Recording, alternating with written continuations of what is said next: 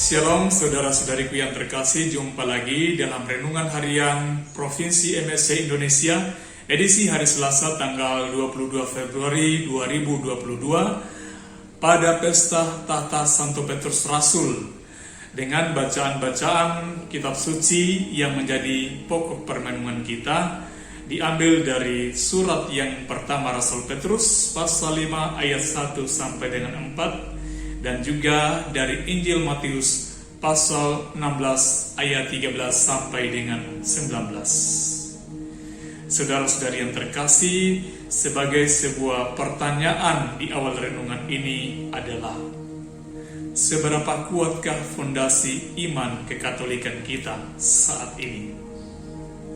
Saudara-saudari, pertanyaan ini menjadi sangat penting, sangat krusial saat ini, di mana kita mengalami bahwa ada begitu banyak umat Katolik yang disesatkan.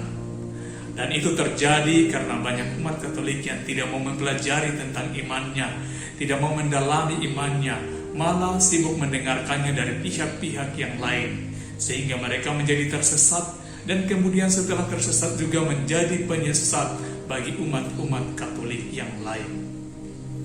Saudara-saudariku yang terkasih, berbicara tentang penyesatan, sebetulnya dalam Injil Matius, Yesus sudah mengingatkan kita.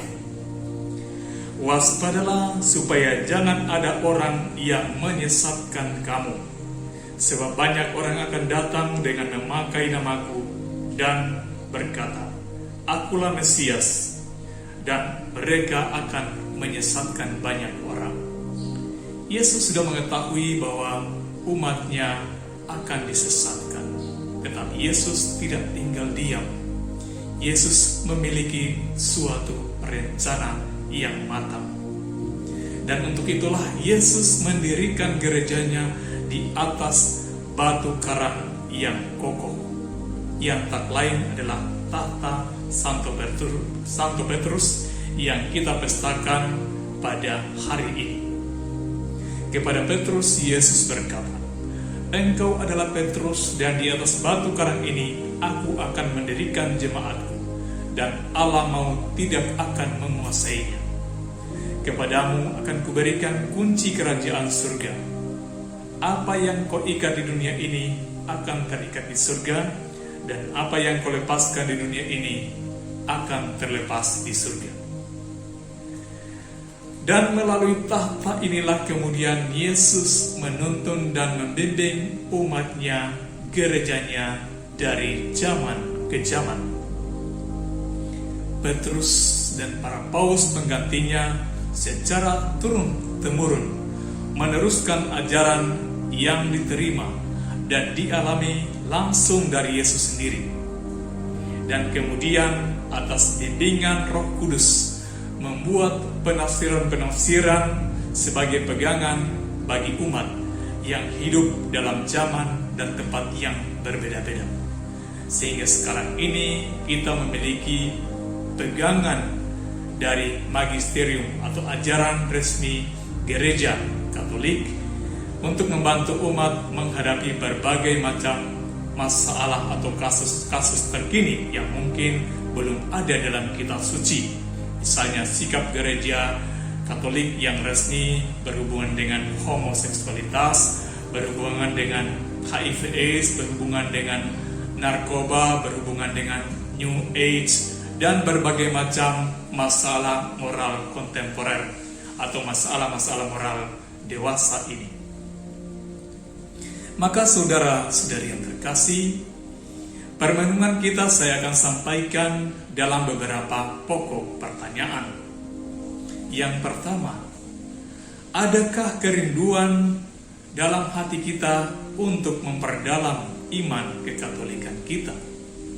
Ataukah kita merasa itu tidak penting dan menyerahkan semuanya kepada para uskup, para imam, para frater, bruder, suster, atau para katekis? Itu urusan mereka.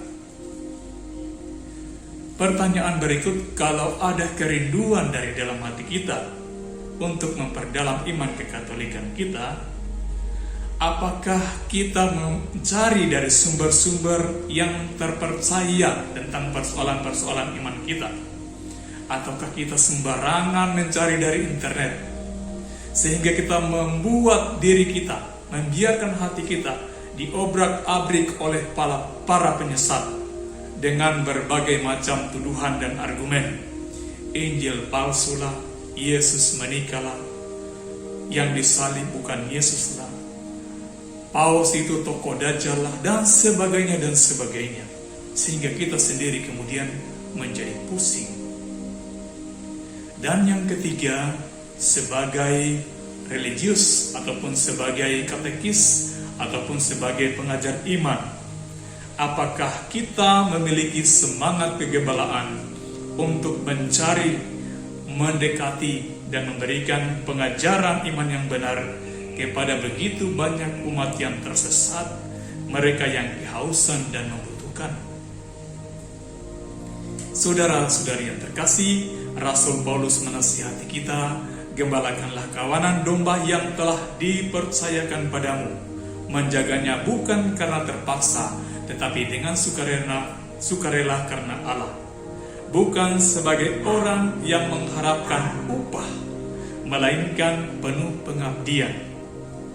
Janganlah menjajah mereka yang diserahkan di bawah penjagaan, tetapi hendaklah menjadi teladan bagi kawanan dombamu. Maka apabila Gembala Agung akan tampak, kepadamu akan diberi mahkota kemuliaan yang tidak akan pudar. Saudara-saudari, pada pesta tahta Santo Petrus ini, marilah kita mohon bantuan Roh Kudus, agar dianugerahi kecintaan dan semangat untuk mendalami iman kekatolikan kita, sehingga batu karang iman itu tidak hanya ada pada gereja sebagai lembaga dan sebagai hierarki, tetapi teristimewa batu karang itu berdiam dalam hati setiap umat beriman sebagai gereja yang sesungguhnya. Semoga demikian.